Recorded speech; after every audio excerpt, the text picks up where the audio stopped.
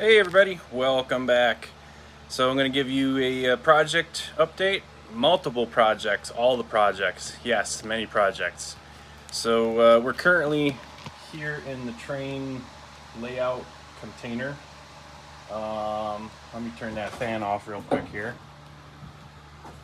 Oh, there we go. All right, get it a little quieter in here. Not much background noise. I'll get a little bit more stable here with the iPad. I've got a big giant battery pack attached to it because it was low on charge. Alright, so we're wheeling the welder out of here finally. It's kind of just sat here in limbo for a while. It was over there next to that cart full of Walther's buildings. So where are we? So we're still working on the middle shelf here. That's the center shelf. So we got the bottom tables and then the elevated / suspended platform here from the strut above. I got some strut put in up top here for the tramway or carriageway or suspended winch thing. And you can see the winch up there. Let's see if we can get a demonstration of that thing. Uh-oh.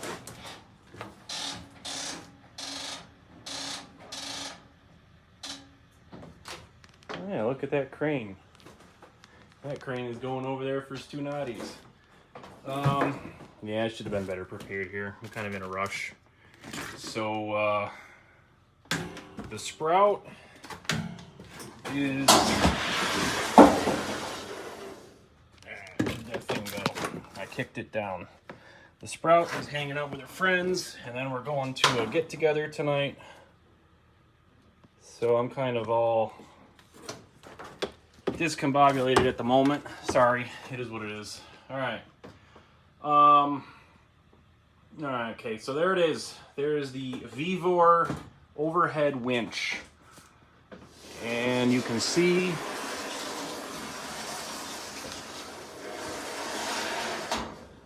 that it slides.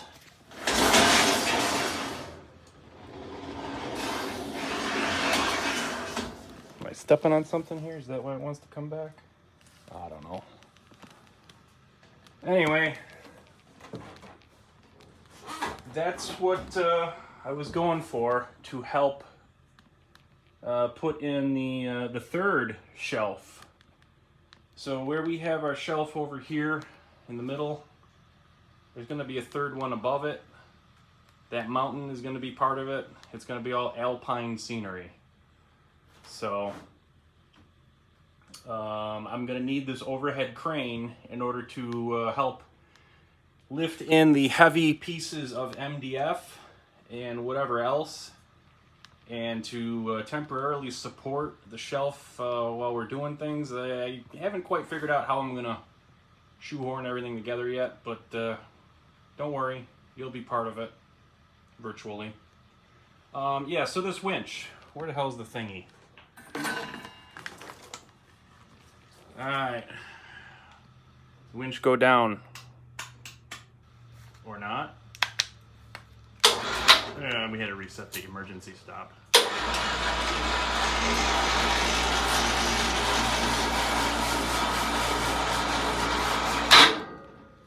Winch go up.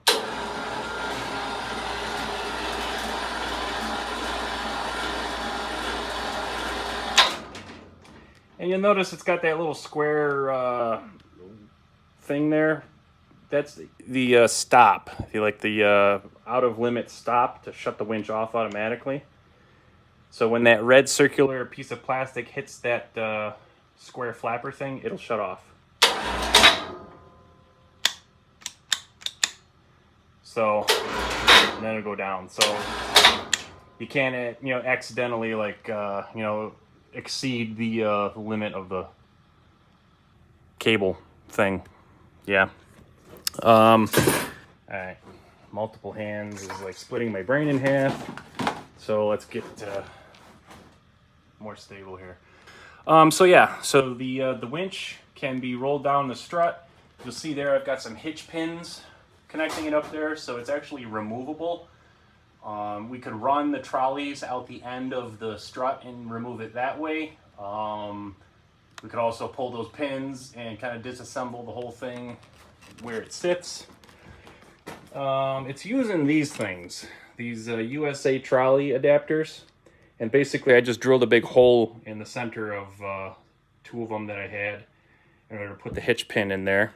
And then I had to weld some brackets together on the top there. You can see those T brackets that are kind of welded to the top. Well, they're bolted to the top of the winch, but then I've got some ears that come up with holes through them, and basically those ears are made from strut.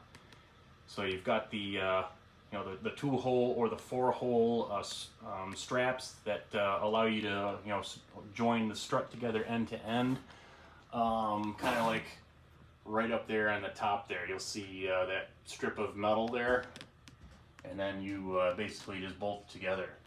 And you'll notice that I'm using carriage bolts.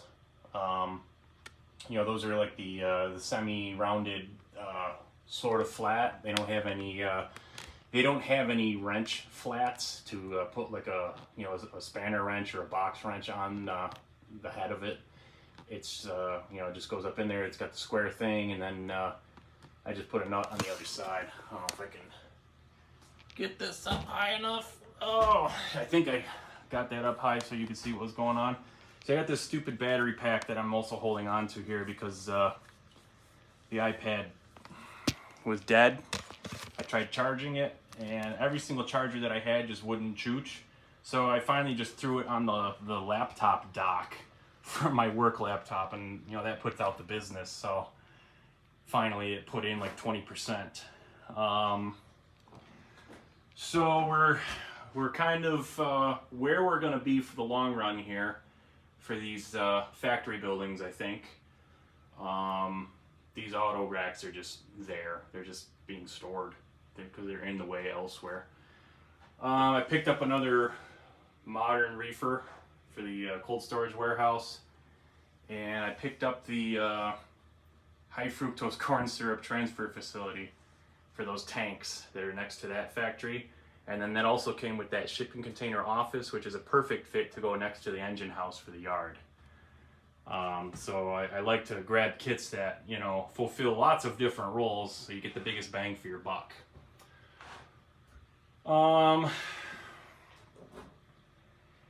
The other change here on the shelf in this area, I moved the gas station and the Dollar Colonel down a little bit. It's not a Dollar General, it's a Dollar Colonel. And if I guess there was a little shack inside of a mall or something, it would be the Dollar Major or the Dollar Sergeant. I don't know. Haha. Anyway, bunch of videos back I had mentioned, that next to the concrete factory here was going to be a muffler shop. And, that's pretty much, burned into the Americana ethos at this point, that there needs to be a muffler shop next to this concrete factory. For those of you who understand what I'm talking about, you probably agree with me. So the grocery store that kind of was next to the gas station, because those flat pieces of plastic there, that's the gas station pad. And then that's going to be a restaurant, a renovated restaurant. So the grocery store is now down in there, I think. And there's going to be a car dealership, the Stealership. That was supposed to be the DPW, but I don't know if that's where it's going to go, because in order to do the DPW correctly and do it justice, I need a lot more space to have, piles of material and, culvert pipes piled up and, snow plows and, all the stuff that just kind of sits there, in the off season. So I don't know if that's where it's going to go. It may go on the shelf, but I have some other ideas elsewhere that it might work. So we'll come back to that at a later time. So I'm kind of redoing the ordering of the buildings up here in such a way that I can move them down and try to make more space for a muffler shop that's going to kind of be in that corner there, across the tracks from the concrete factory. And basically that concrete factory wants to expand over and, you know, get like a right-of-way or something to go through there to go to their yard, which there's going to be a painted backdrop or like a photoshopped backdrop on the backs there to kind of show where there's more stuff being stored and, you know, concrete things. So that's, you know, a critical component there to have the, you know, the muffler shop. There may or may not be a bulldozer on that property as well. Anyway, so down here to Sproutville. And I got quite a few more buildings. And I've been able to find most of these buildings either locally or at some of the train shops when I was out and about for work. Work, you know, was sending me here and there. So I would, you know, take the opportunity to see other train shops here in the Northeast. So a big shout out to Dave's Train Corner in Gateway Plaza in Wilkes-Barre, PA. Some of these buildings came from him. My local guy, I think it's Off Track Trains in Utica, New York. Some of the buildings came from him. Some of the buildings came from eBay as well. You know, prior videos we talked about that. C&E Branch Line Trains in Scranton, and Bernie's Train Shop in Jessup, PA, which is kind of outside of Scranton, PA. So check all them guys out, support them, and I thank you for you know, being there so that I could buy these nice buildings from you. So I'm kind of just basically feeling my way through the street plan, you know. Codes guy is out for lunch, so I'm just kind of lining everything up the way I think it should go, based on, you know, the types of buildings. We got, you know, buildings with corners, you know, they have like the 45-degree angle on the end of them and that kind of stuff, and I'm just trying to, you know, kind of figure out a street plan that makes sense and looks correct and kind of leverages these buildings in a way that, you know, you get to see all of the stuff you're supposed to see, like, you know, the windows and the interiors, you know, because eventually down the road I'm gonna put all interiors in these, plus all the meme signage. So the only area that I'm really not quite sure what I'm gonna do with is basically this area here where Miranda's Bananas is, and then this pink foam over the tunnel. I was anticipating having like an interstate bridge going up to the second level here. That's still kind of like what I want to do, but the way that these larger buildings are crowding everything else, I was thinking of shaving this foam down or just replacing this foam with a 1/2-inch piece to kind of get even with this elevation here and just have it flat all the way across, but I don't know. My gut right now is telling me that the DPW building is going to come out of there, and Miranda's Bananas is probably going to go down there with a siding behind it to bring in, you know, refrigerated cars. And then maybe that end of the table down there will just be kind of like these larger buildings.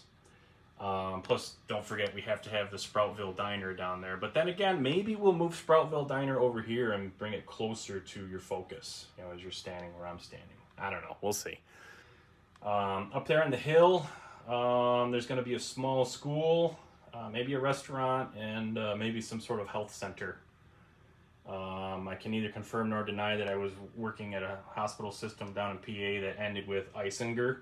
So maybe we'll have like a Sproutzinger hospital in there. Yeah, so that's kind of where we're at with this. I picked up that little Model 40 diesel switcher. It's a cute little bugger. I got to get a decoder for that. And honestly, the last couple nights I've been just kind of going through these turnouts, and you'll see all that mess of wiring under there. Some of these turnouts, the frogs were dead, so I was, you know, playing around getting the tortoise switch machines, you know, heated up with electricity. Because come to find out, Actually, let me walk over there to show you this. Oh. So I've actually got a 12-volt adapter hooked into this tortoise switch machine here, because the single pole double throw switch that's on the inside of here doesn't actually get fully engaged when the switch machine is relaxed. Because remember, these switch machines are a stall motor, so the current is constantly on. It's a very low current, you know, it's parasitic, but it's very low. But in order to actually flip the switch that, you know, lights up the wires that go up through the table here, and they're soldered onto the frogs of my rare as hell Shinohara number 4 double crossover that I had to like slice up here. You'll see where I had to like slice and dice it right there, there, and there, in order to make it DCC friendly. Because before, this thing was just shorting out completely. I was beside myself, you know, that I had this code 100 thing or whatever it is, and I couldn't use it because the trains would not run over it. But then I put my thinking cap on. I'm like, wait a minute, you have another Shinohara switch elsewhere in the layout that you had to cut in order to make it work. And then I was like, duh, ding. So then came back and, you know, brought the Dremel to it. And so then, you know, I soldered in some wires there on the frogs, and that's what's going on here. I got these 22 gauge wires going into the tortoise. So anyways, back to the point I was making here is I've got power applied to this right now, pretty sure. Or do I? I don't, because I was using the red extension cord to power that power strip right there. So hang on here. Another shaky cam WTF moment.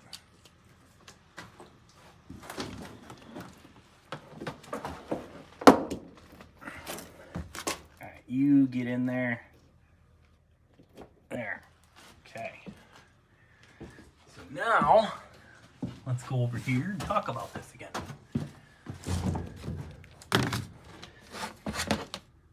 There, now you see that thing's going, it's a power strip. I don't know why they blink. I think they just randomly blink to make you think it's doing something, because honestly, the power is not that dirty, because I just know it's not.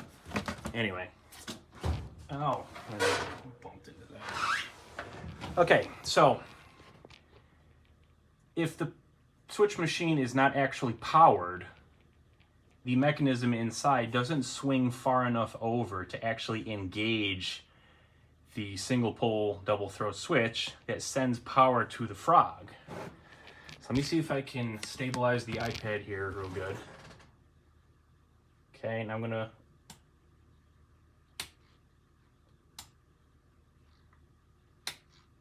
you hear that?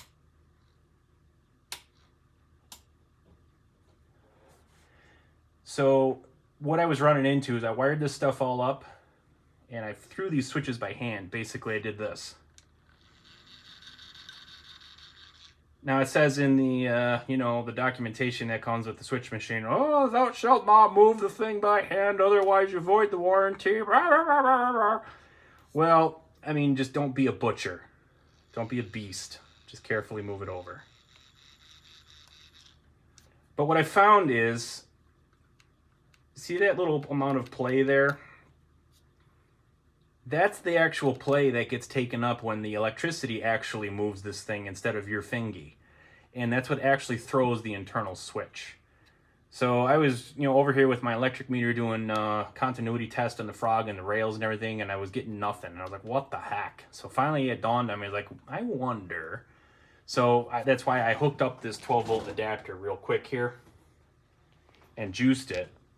And then it worked correctly. It functioned correctly.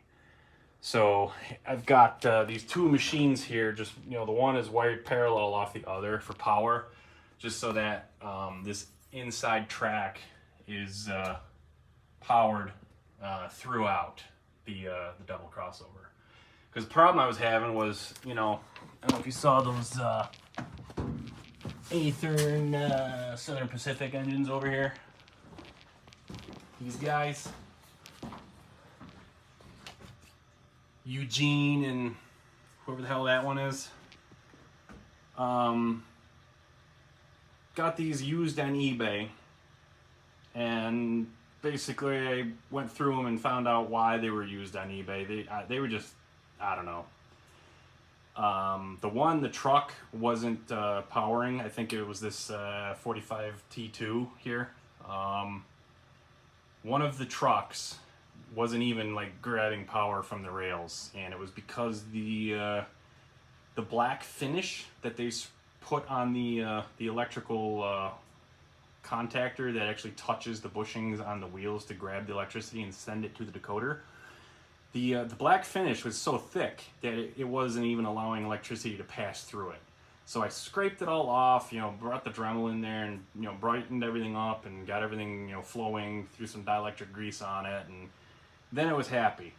Probably got to do the same thing with this one, because this 8306 here, if it rolls over a turnout with a dead frog, it glitches. It goes and dies for a second, and you know, and that's why I threw the third unit in there to try and just, you know, shove its ass forward and, you know, get the wheels moving so that they'd actually find more electricity and keep going. But I'm probably gonna have to tear that guy apart and, you know, clean the trucks, and I don't know. You pay so much money for this crap, even though I get, you know, I get stuff used, and, you know, I'm pretty happy with the ROI that I get for the price point. It's like, still, you gotta mess with it. It's like, oh my god, thank god these aren't, you know, if a Genesis engine did that, I'd probably, like, I don't know, I'd make a video about Aethern or something. Probably not, but I would just fix it. But, you know, still, it's like, what the heck.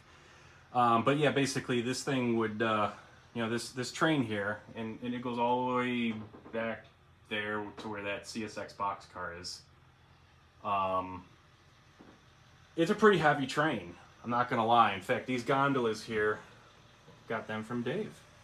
I threw some brass weights in there because when this thing would, you know, jerk to a stop and then jerk back to life when it hit the electrical imperfections in the rail, it would string line and freaking rip itself apart. Let me see if I can get this thing going here. Yep, I think we're good. Because otherwise I'd hear the booster be like, ah.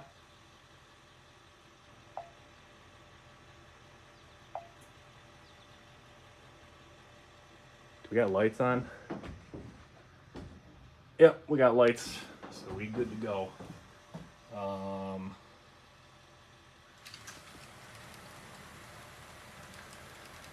These guys. So these flat cars that are holding shipping containers. I just think those are really cool. In fact, these gray containers I 3D printed. And I had to play around with the model. The model that I found that actually fits, I had to reduce by 99% in Cura in the slicer before I printed it. And then it fit perfect. It fit just as well as those store-bought Walthers containers. But basically, all these container cars you see here are super light, and they would just like fly right off the tracks when you know, the engines would jerk to a stop and then, you know, jerk back to life. And I was like just super annoyed with that. So finally, I broke down and said, "All right, Self, you need to solder some wire on those frogs." And then we got the end of train device here. That's why I kind of wanted to bring this thing around. Stop. So I just hit the stop button there, and then this is engine driver running on an Android tablet. This Android tablet is actually a ruggedized tractor trailer electronic log tablet. So this is what like truckers would have in their cabs when they're, you know, driving down the road for their data logging. Factory reset it, formatted it, ripped some software out of it using a you know, special piece of software that runs on a PC in order to prevent it from auto loading the tractor trailer software that's burned into this thing that you cannot remove.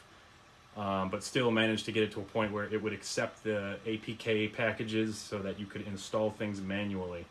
Forget about connecting this thing to the internet, because as soon as it touches the internet, it tries to reach out to the cloud and download its phone home software. So these things are air gapped, basically. That's why you see the, well, I ain't showing it right now, but you know, the the subnet that these things are on my network doesn't touch the internet. It can't, because then these things will sort of brick themselves, and you have to go through that whole reset process, which is like, you know, it's annoying. It's like half an hour per tablet just to reset the thing back to make it usable again. So this thing is this. Yeah, there we go. Okay, so that is the Bachmann end of train flasher. So that's the end of train device made by Bachmann, and I didn't know it at the time, but the trucks that came with it were made for Bachmann rolling stock. And at first I was like, no big deal. But then the wheels that were on it didn't match the rest of the wheels on any of the cars that I wanted to use. So I got the great idea of just replacing the wheels on the Bachmann specialized truck. And that didn't work, because turns out the Bachmann wheels were actually shorter in length than these Walther's Proto 10 million 33-inch wheels. And the Bachmann truck snapped, at which point the whole thing became unusable. But not to be, defeated by, weak made in China plastic and just a craptastic design on Bachmann's part.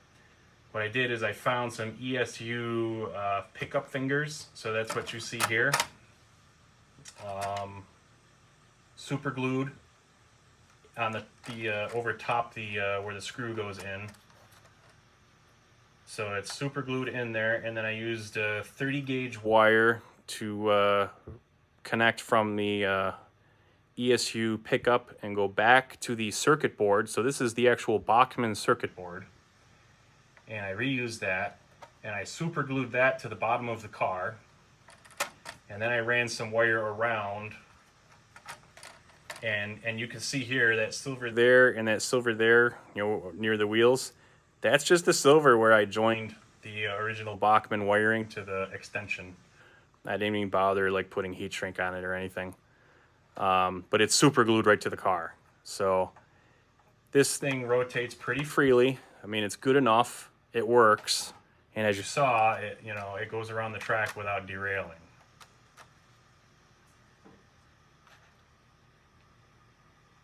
So I'm happy with that. At first I was like, I wasted $30. Damn you, Bachmann. But then I was like, nope, I'll just rebuild that and save the internals. So that's what I did. So I was able to recover that. I guess we'll call it an investment. Yeah, I mean, because it's blinking now and it makes me happy. So it's an ROI on my happiness, which is all of this. Yeah. So,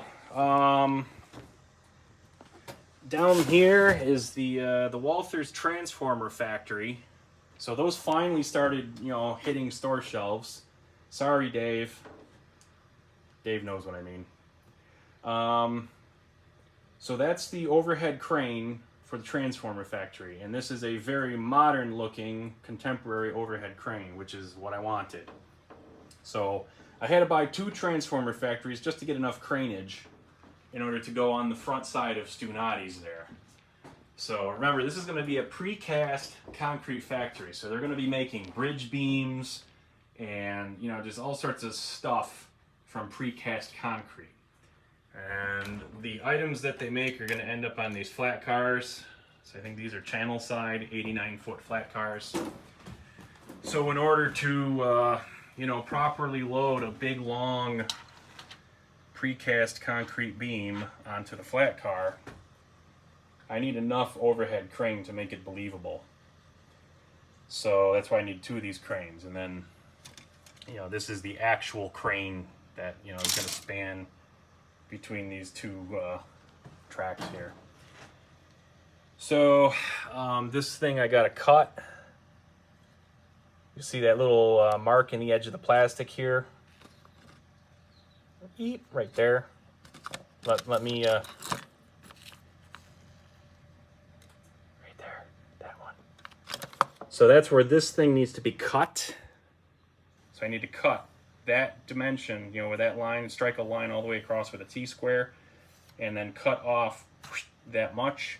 And then this is gonna end up over here and get glued into the edge, and then that will then interface at the correct dimension to land this post here in the next hole over here.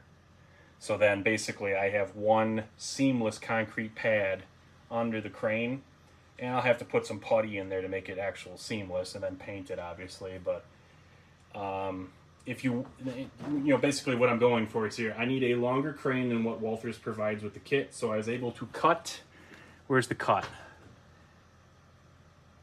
Focus where I tell you to focus. There we go. So you see that cut right there.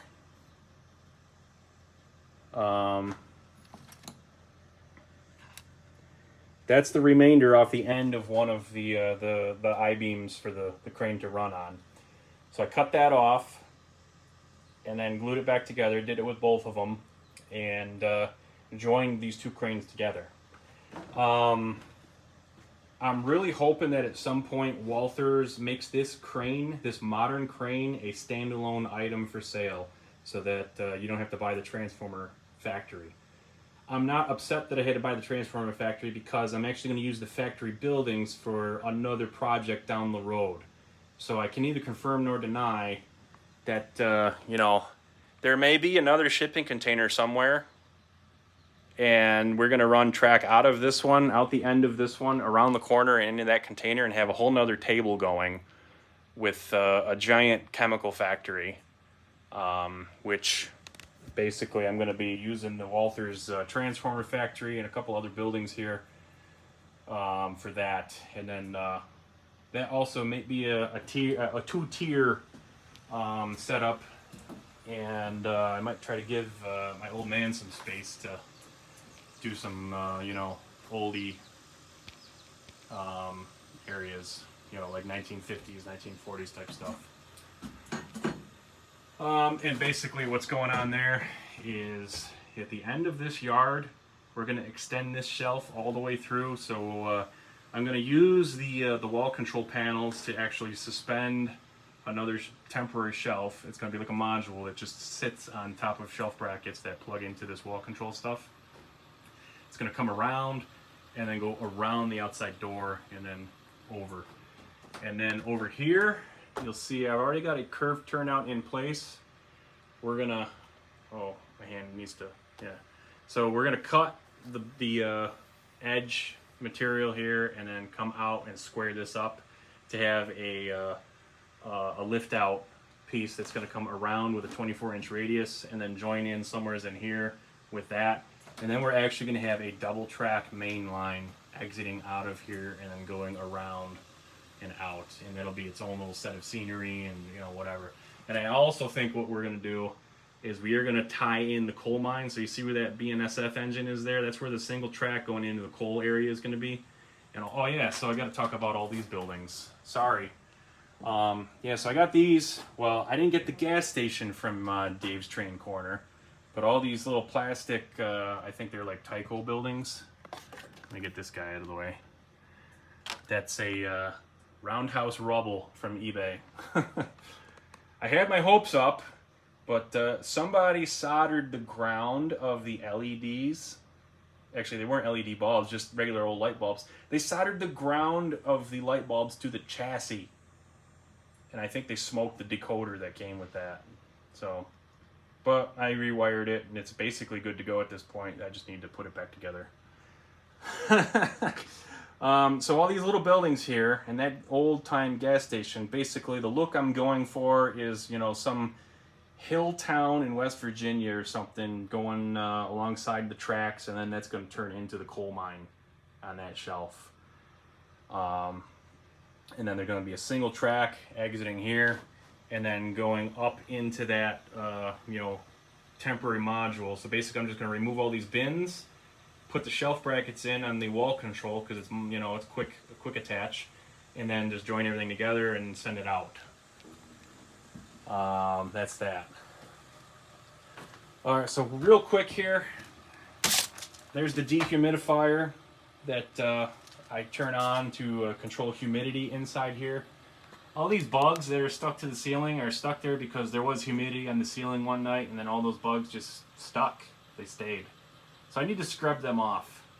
And the other thing I did was I finally, I don't know why I didn't think of this sooner, but I had that black flappy plastic there to kind of block the view so that somebody couldn't like stick their head up inside the hood on the outside. So there's like a, you know, a hood to keep the rain out of there. And I was trying to figure out how I could get an air filter, you know, like a off-the-shelf furnace air filter to go in there. And I was looking at all these pieces of metal to, like, you know, put together, you know, the term escapes me right now, but to be able to just slide a commercial air filter in there. And then I see at Lowe's one day they had this, you know, cut to fit flexible filter. So this is just like, you know, mesh. It's like flexible plastic weave. So I just said the hell with it and cut a square out of that thing and just jammed that stuff in there and squared, you know, screwed it down tight so there's no gaps. So now these little flyy things can't get in here at night. Yay! So, all right, we got to move on and look at some other things. So now we're going to head over to the generator shed and look at that project real quick. And that's why we have the welder coming out of here, because I'm going to do some welding today in the generator shed. So let's quick shut that door. I got to turn the truck off. I got it running to charge up because I started it a few times so you can move it around, and the battery started getting low. So yeah, I got 280,303 miles on this thing, so hopefully it continues to be a nice truck. So far so good. So I let it run here and idle to charge the battery up. I know Greta is out there somewhere saying, "How dare you?" But whatever. I had to stomp around in the wilderness with the zero turn because the fox came earlier today and went after one of the chickens. Actually got a hold of it but didn't kill it. And the chicken is okay. He just lost some feathers. But I took the zero turn out and, you know, made a ruckus trying to find what happened and scare the fox and all that good stuff. All right, let me, where's that thing going? Oh.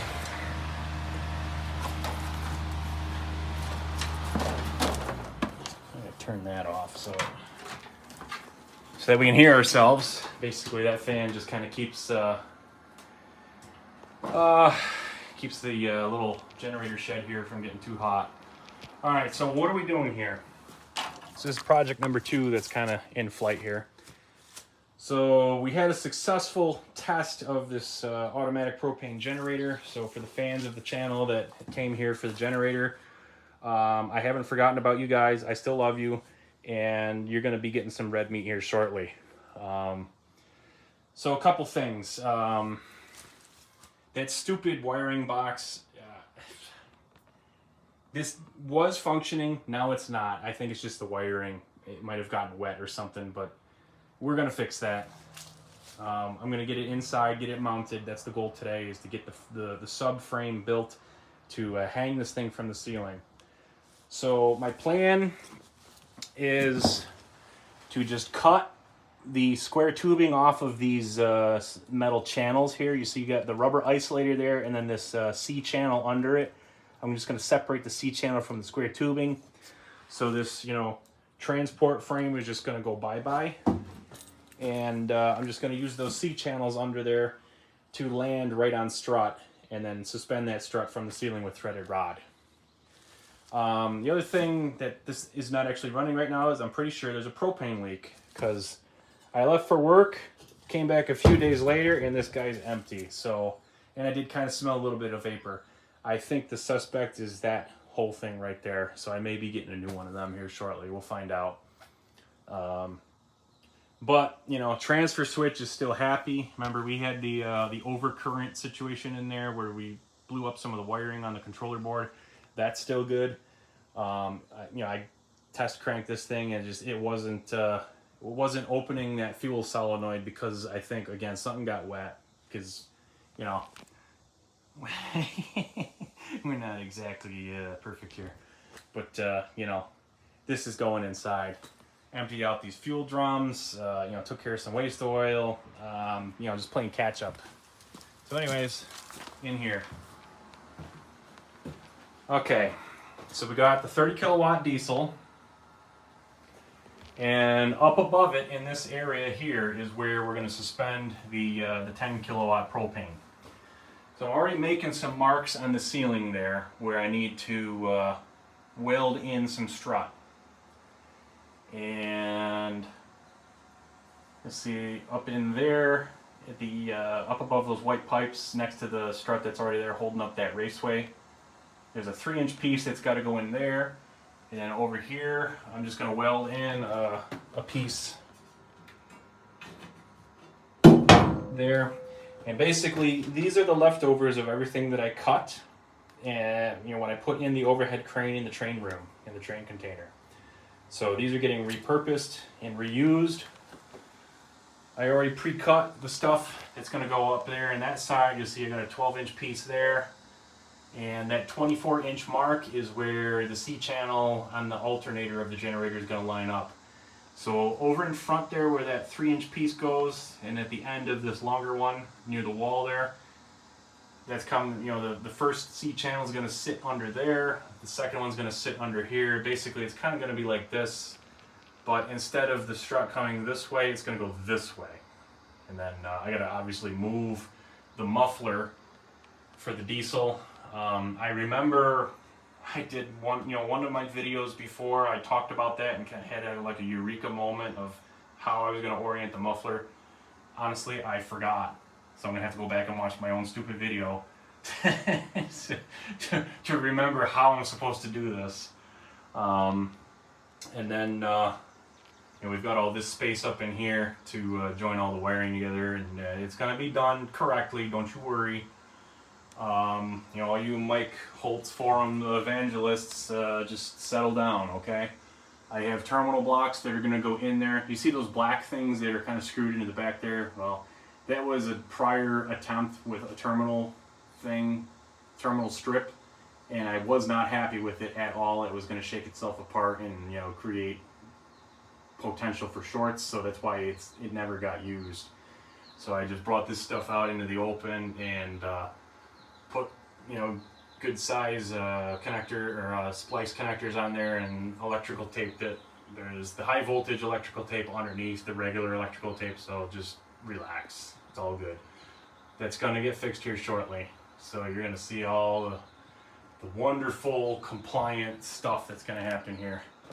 I'm going with 1/2-inch threaded rod and fittings for this stuff. That there is 3/8. I could probably get away with 3/8, but I was like, the 1/2-inch threaded rod was only $1 more a stick, so I was like, I'm going that way. That way I'll never have to worry about it. And basically the rod, I'm actually going to weld into these nuts, so there's no way that it can vibrate out. And then the screws on the bottom side that hold up the bottom strut mounts to the thread rod, that's going to get welded as well. That way we never have to worry about it vibrating apart and having it collapse down on the diesel and create more additional problems. So at some point today here, we got to run down. At some point today, we're going to get welding on this, but we got to run down. So I got my tripod set up for the Mevo camera, because I'm not going to risk a piece of welding slag flying out and burning the camera on the iPad. Plus, I don't really have a tripod mount for the iPad. So we're going to go look at the roadside stand here real quick, And that was another reason I had to shut the truck off, because the key ring in the truck has the special key to open up the enclosures down there. We're gonna load up the Mevo camera and get welding here. First I gotta wire brush all that paint off, and for that I got the full face respirator. Got the grinder with a brand new flappy disc. You gotta wear one of those when you're working with the paint that they use inside here. It's marine grade paint, and it's nasty. If you breathe it in, you'll be coughing for like 3 days after the fact. So that's what we got here. It's why I'm in a rush, because I have a time limit for stuff today, because we're doing a family get together later on with the Sprout. So it's like I got to boogie and get as much done as I can. And then I got a few hours tomorrow that I can also work on stuff, but this weekend is basically taken up with socializing. So it is what it is. You should do that from time to time, even if you suck at it, I guess. I don't know. We'll see how it goes. All right, so now let's run down to the roadside stand. Good thing I brought my sunglasses. I gotta move the excavator because I'm gonna need one of these tractors to cart the welder over here. I'm gonna open up the end doors on the container and just wheel the welder right out into the tractor bucket. That's my plan anyway. So yeah, nice sunny weather.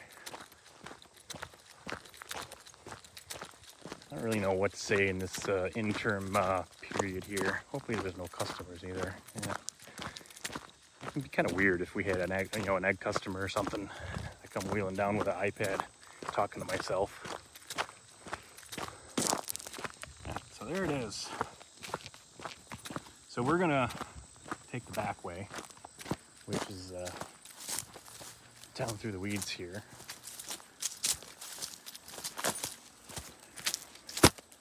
So yes, our power is in conduit. Our fiber optic is in interduct. All right, so here is the new Sprouty Acres 2.0 roadside farm stand. So we renovated our chicken coop, and just got to a point now where we're basically running out of it. So got air conditioner in there. I took the window right out. That air conditioner actually did fit in the window, but it was a janky setup. I wasn't happy with it. So I just removed the entire window, replaced it with a big piece of plywood, and then framed everything in so that there was 0 gaps. All right, so we got this enclosure. So this enclosure is just for the UPS. So we had a UPS sitting on the floor inside the old thing. I walked right by the old thing. I should have said what we were going to do with that. Yeah, that's for another video. This was sitting on the floor in the old thing, and it was sitting on the floor in this new thing. So this enclosure is to hide the UPS and protect it from getting rained on. There's our big monster 24-volt battery.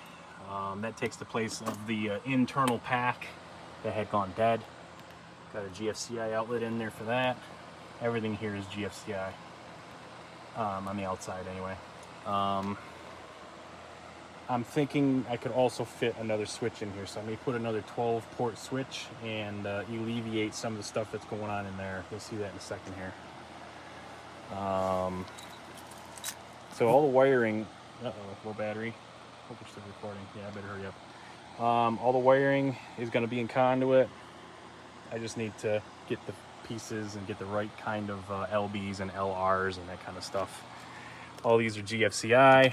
These are all controllable with Home Assistant.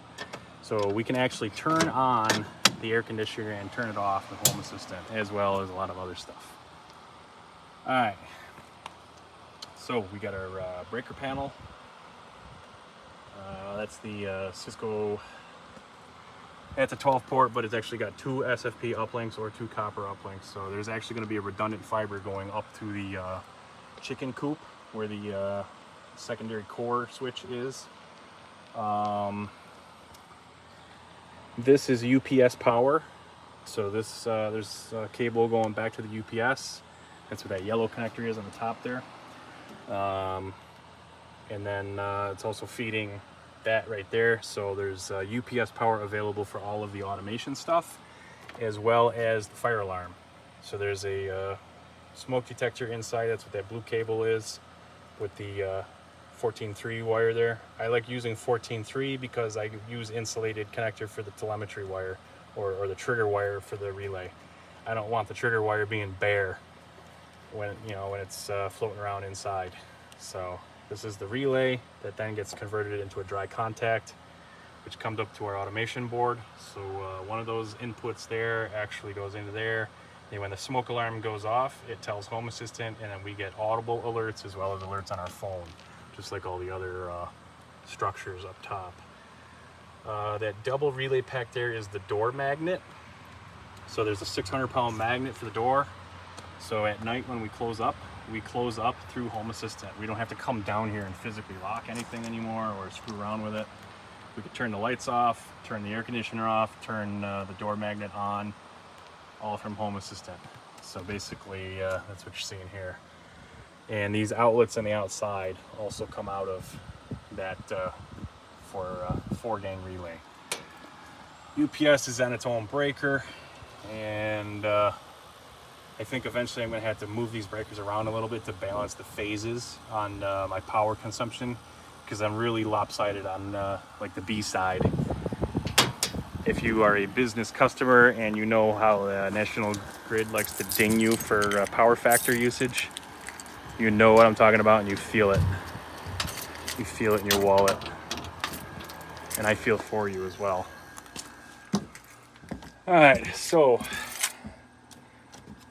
you're gonna hear my phone go off here. I'm gonna pull it out so that you can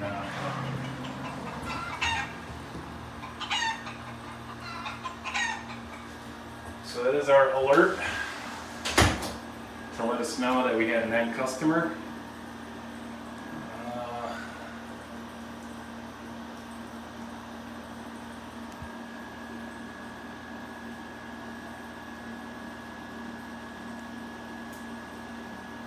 Egg stand. It's out of focus, so there. Turn the air conditioner on. Alright, so here it is.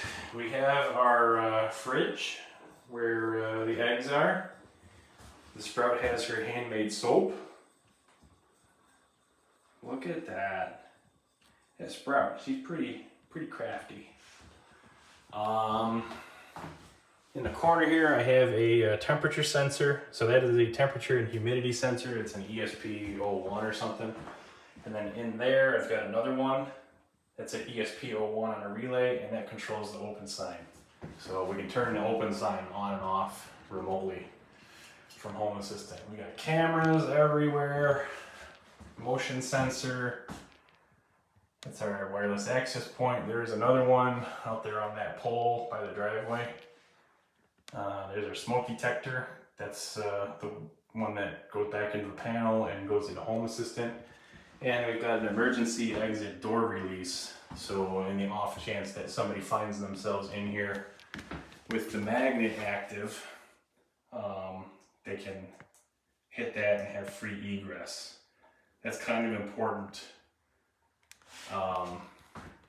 for code and for legal reasons, because you don't want somebody being able to say, you did a false arrest or false imprisonment. So there's our door magnet. And the power for the magnet is actually wired right through that. So then this is a twist to reset. You see the light came back on. So there we go. So that's pretty handy. That's how we can, open and close our shop, and, makes life a lot easier. Plus, this is a nice, cool, temperature-controlled space for our customers to, come and buy our stuff. We got paper towels, little trash can. That's where my tax certificate is going to go eventually. Once I start selling my stuff in here. Basically, I'm going to have this whole corner here. That hole in the wall is where the UPS was. So the UPS was just kind of sitting there on a piece of cardboard. Yeah, so we completely sterilized the chicken coop, gutted it, sterilized it, insulated it, drywalled it, all the electrical is all done to code. So, you know, proper size conductors, steel plates on all the studs and everything, you know, the whole 9 yards. The flooring is Uniclick commercial flooring that we found at a local bargain outlet, and we are super happy with it. We put this flooring in like 3 hours.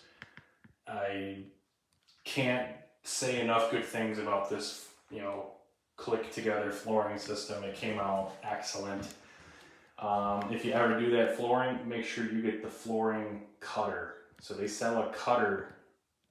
We got ours at Lowe's, and it's basically like a big giant paper cutter that cuts the vinyl panels to length. Super happy with it.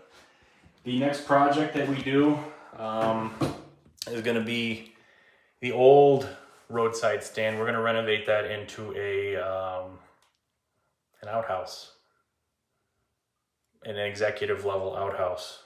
So stay tuned for that, because we have the porta-john, but I think we deserve better at this point. So we're going to repurpose the old roadside stand into a really primo, yeah. Anyway, so that's about it. I'm pretty sure we're going to run out of battery here. We're almost coming up on an hour. In fact, 3 minutes is going to be an hour. So I think it's time to exit this episode of TechBilly83. Like, share, and subscribe. I did quite a bit of rambling here, so, you know, sorry. It is what it is, but yeah. So that's an update for basically the 3 projects that have consumed pretty much all of our spare time here for the last couple of months. I'm gonna switch cameras and get welding in the generator shed, so that's gonna be its own separate little episode here shortly. And you know, have a good one. Enjoy the weekend and take care. Laters.